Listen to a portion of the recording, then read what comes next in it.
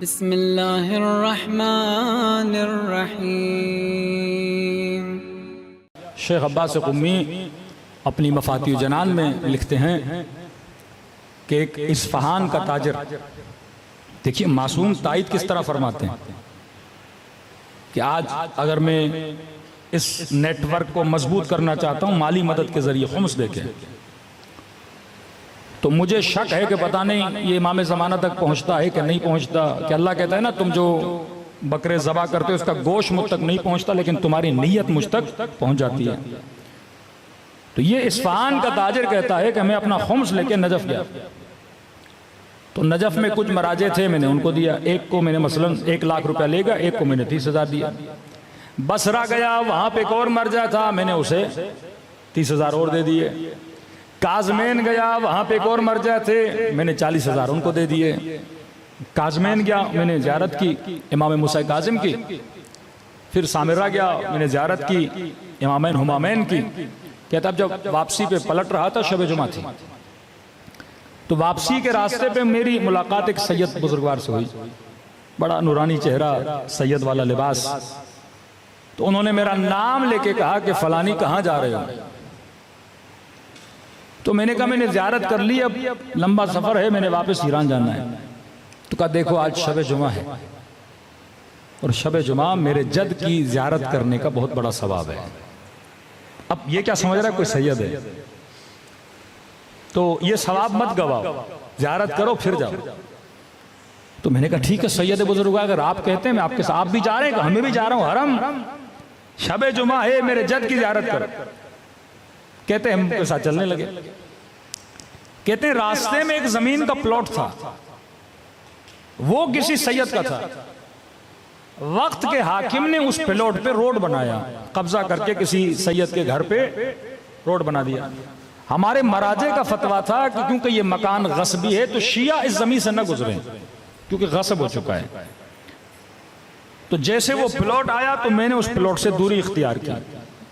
तो इन्होंने कहा कि दूर क्यों जा रहे हो? मैंने कहा महाराजे का फतवा है यहां से नहीं गुजरना। का फतवा सही है, लेकिन क्योंकि ये हमारा ही प्लॉट है लिहाजा हम तुझे इजाजत देते हैं कि यहां से गुजरो।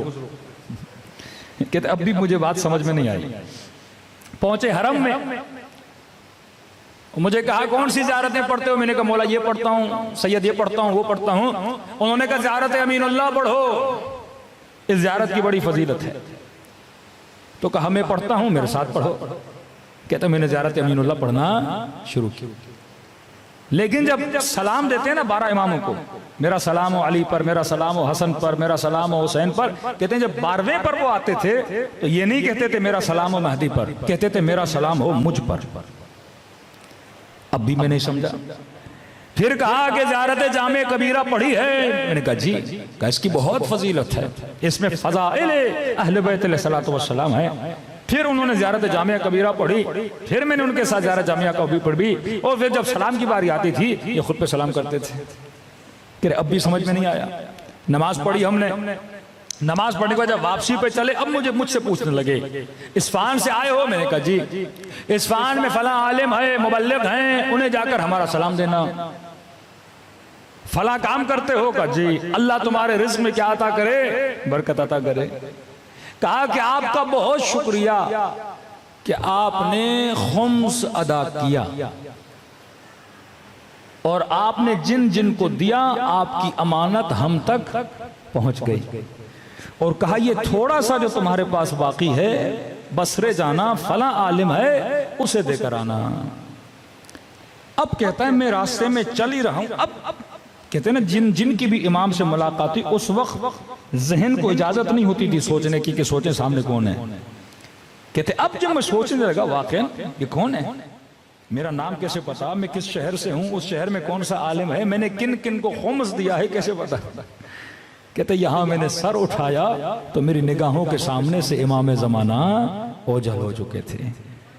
ये असहाब अहले बैत अलैहिस्सलातु वस्सलाम जिनके अकीदों को तबलीग के जरिए से अहले बैत ने इतना मजबूत किया कि जनाब सईद इब्न जुबैर का वाक़या आप सबने सुना होगा कि हज्जाज इब्न यूसुफ ने इनका गला काट दिया, लेकिन चेहरे से मुस्कुराहट नहीं गई, क्योंकि इसका अकीदा क्या था? मजबूत था। आज एक जवान जब तंगदस हो जाता है, क्या हमारे इमाम ज़माना पर अकीदा इतना मजबूत है? क्या हम जब बेराह रवी पे जाते हैं, अल्लाह पे इतना भरोसा मजबूत है? ईरान का एक ड्राइवर जो कहता है मैं ट्रक चलाता था, पहले जमाने में मशहद में बर्फबारी बहुत शदीद होती थी, कह रहे मशहद से ट्रक चला के मैं तेहरान की तरफ जाना चाहता था, तो शदीद रास्ते में बर्फबारी हुई, इतनी बर्फबारी के जो गाड़ी के वाइपर थे वो भी काम करना तकरीबन छोड़ गए। मैंने अपने ट्रक को साइड पे लगाया और मैंने सोचा कि जब बर्फ थम जाएगी उसके बाद मैं रास्ते पर आगे बढ़ूंगा, लेकिन कहता नहीं, बर्फ थमने वाली नहीं थी और ज्यादा बर्फबारी शदीद हो गई। यहां तक कि मैंने नोट किया कि रास्ते पर जितनी गाड़ियां आ रही थी उन गाड़ियों ने भी आना छोड़ दिया। अब बीच सहरा में, मशहद और तेहरान का सफर बहुत लंबा है और 80% ये रास्ता सहराई रास्ता है।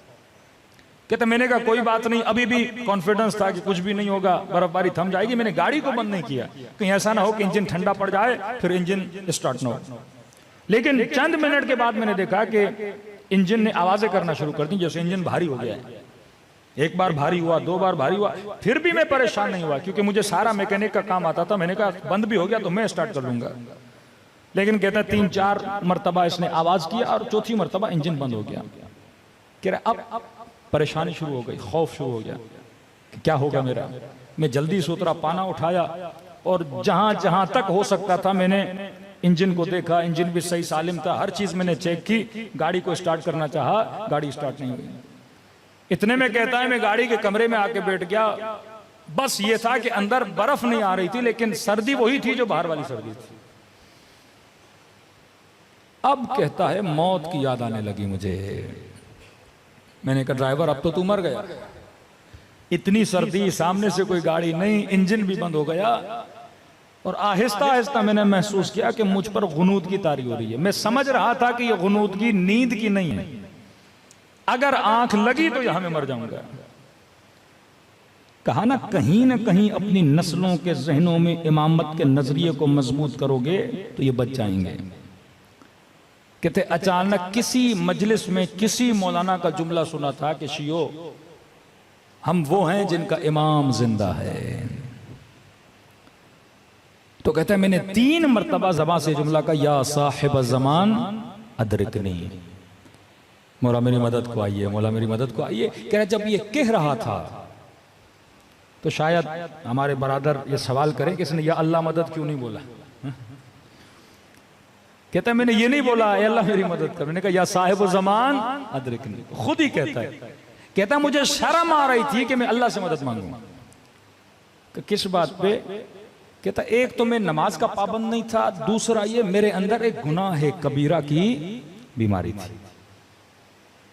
तो अल्लाह भी तो बोलेगा ना, अब जब मुश्किल में आए हो तो अभी मेरा नाम ले रहे हो। तो मैंने कहा इमाम जमाना की आबरू है अल्लाह के दरबार में। तो इमाम से तवस्सुल किया कि मौला मैं बहुत गुनहगार हूं, आपसे तवस्सुल कर रहा हूं कि अल्लाह के दरबार में वसीला बन जाएं ताकि मेरे ऊपर कोई रहमत आ जाए। और मैंने वादा किया कि आज के बाद नमाज की पाबंदी करूंगा और वो गुनाह जो मैं मिंबर से बता नहीं सकता, जो बहुत कभी गुनाह की आदत थी इसे, उस गुनाह को मैं क्या करूंगा, तर्क कर दूंगा। कहता ऐसे ही अपने ख्यालों में सोच रहा था क्या होगा, बच्चों का क्या होगा, मर जाऊंगा क्या होगा, छोटी बच्ची थी मेरी उसका क्या होगा। इंसान जब मौत को देखता है तो यही ख्यालात उसके जहन में आते हैं। कहता इतने मैंने देखा उस शदीद बर्फबारी में एक शख्स आ रहा है और हाथ में पाना है। कहता मैंने ये समझा कि आगे किसी की गाड़ी खराब हुई है और वो मदद मांगने के लिए आ रहा है। तो मैंने अपना शीशा नीचे किया, मैंने कहा जी आप यहाँ पे क्या कर रहे हैं? उन्होंने कहा आप क्यों खड़े? मैंने कहा मेरी गाड़ी खराब हो गई है। कहा ठीक है मैं आपकी गाड़ी को देखता हूँ। मैंने कहा मैं खुद मैकेनिक हूँ, सब कुछ देख लिया। कहा नहीं हम भी थोड़ा देख लेते हैं, जब मैं कहूँ तो स्टार्ट लगाना। कहते हैं वल्लाह मैंने नोट किया कि जब उसने इंजन के ऊपर सिर्फ उसने अपने हाथ रखे, यहां तक कि उसने कोई पाना वाना भी नहीं लगाया, नहीं, सिर्फ उसने हाथ रखे और मुझे कहा कि क्या करो, स्टार्ट करो। कहते यहां मैंने स्टार्ट किया, मेरी गाड़ी क्या हो गई, स्टार्ट हो गई। वो पलट के वापस आए, लेकिन मैंने कहा कि देखिए ये गाड़ी पहले भी स्टार्ट थी, बंद हो गई, इसके स्टार्ट होने का फायदा क्या? ये फिर 10 किलोमीटर आगे जाऊंगा फिर बंद हो जाएगी। उन्होंने कहा नहीं अब बंद नहीं होगी, ये तुझे अपने मकसद तक पहुंचा कर रहेगी ये गाड़ी। मैंने कहा आपको कैसे यकीन था? मैं कह रहा हूं ना अब ये तुम्हारी गाड़ी बंद नहीं होगी, मकसद पे जाएगी। तो मैंने कहा कि ए बुजुर्गवार, आप इतनी सर्दी में खड़े हैं, आइए मेरी गाड़ी में बैठिए, मैं आपको आपकी गाड़ी तक पहुंचाऊं। कहा नहीं, कोई जरूरत नहीं है। कहा आपकी गाड़ी खराब है, जरा उसको टचिंग करके यहां से ले जाते हैं। कहा उसकी भी जरूरत नहीं। कहा मैं आपकी कोई खिदमत कर सकता हूं। कहा हमें किसी खिदमत की जरूरत नहीं। कहा उस वक्त मेरे जेब में पैसे बहुत थे, ड्राइवर था। मैंने कहा आपको जितने पैसे चाहिए, जो मेरे जेब में मैं आपको दूंगा। मैं बगैर शुक्रिया कि आपको कैसे जाने दूं? आपने मेरी जान बचाई। इतनी सर्दी में अगर कोई ना होता मैं मर जाता। कहा नहीं, हमें पैसों की भी जरूरत नहीं है, अपने पैसे अपने पास रखो। मैंने कहा कुछ तो करूं मैं आपके लिए, बताइए मैं क्या कर सकता हूं आपके लिए, आपने जान बचाई है मेरी। कहा कुछ नहीं, बस जो दो वादे किए हैं ना मुझसे, उन वादों पे अमल करो। कहा बस ये कहना था, वो मेरी आंखों से ओझल हो गए। ये ड्राइवर कहता है मैं गाड़ी से उतरा, कभी इधर दौड़ूं, कभी उधर दौड़ूं, कभी गाड़ी के पीछे जाऊं, लेकिन मुझे नजर नहीं आते। कहते हैं गाड़ी स्टार्ट की, वहां से लेकर घर तक मेरे आंसू नहीं रुके कि मैं कितना बदबख्त था। मेरा इमाम ज़माना खड़ा था, लेकिन मैंने अपने इमाम ज़माना को पहचाना नहीं। कहता देर रात को घर पहुंचा, अपने बच्चों को सुफरे पे बिठाया, बीवी को सुफरे पे बिठाया, और मैंने कहा है मेरी ज़ौजा, ऐ मेरे बच्चों, आज के बाद जिंदगी गुजारने का तरीका मैं बदलने वाला हूँ। आज के बाद नमाज वक्त पे पढ़ेंगे। ज़ौजा को कहा देख, आज के बाद अपने हिजाब में सुस्ती न करना। बच्चों को समझाया कि बच्चों ये करना। का मेरी बीवी इतनी खुश हुई, कहने लगी कि मैं तो कब से चाहती थी तू दीनदार बने, लेकिन तू दीनदार नहीं बनता था। लेकिन ये बता तेरे अंदर तब्दीली कैसे आई? इसने वाकया सुनाया कि इमाम ज़माना मुझे नजर आए थे, मौला ने मेरी जान को बचाया। कहता जब ड्राइवरों के बीच में गया, या अजान का वक्त हुआ, सारे ड्राइवर चले गए खाना खाने। मुझे कहा तू भी चल खाना खा। मैंने कहा नहीं, पहले मैं नमाज पढ़ूंगा, बाद में खाना खाऊंगा। ताज्जुब करने लगे, आज तू बड़ा मुत्तकी बन रहा है, आज तू बड़ा परहेजगार बन रहा है। ताने देने लगे, इतने दिन तू क्या करता था, आज कैसे बन गया? कि ये मेरा कमाल नहीं है, ये फर्जंद ज़हरा का कमाल है। तो कभी कभी इस तरह से जिनके अकीदे बातिन में मजबूत होते हैं, अहले बैत ज्यादा अकीदों को मजबूत कराने के लिए अपनी ज़ियारतें करवाते हैं। सलवात पढ़े मोहम्मद व आले मोहम्मद।